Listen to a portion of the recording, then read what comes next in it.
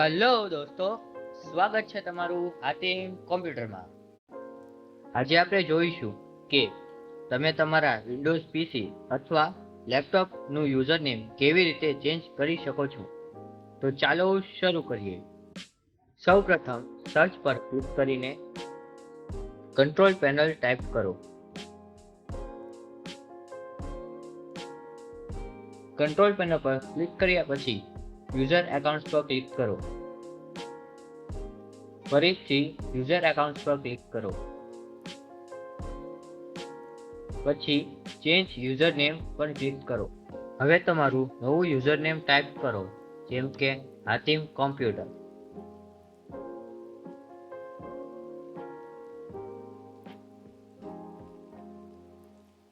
હવે change name પર click કરો. રિસ્ટાર્ટ કર્યા પછી તમારું યુઝરનેમ ચેન્જ થઈ જશે. જો તમને આ વિડીયો ઉપયોગી લાગ્યો હોય તો વિડીયોને લાઈક કરો અને ચેનલને સબસ્ક્રાઇબ કરો.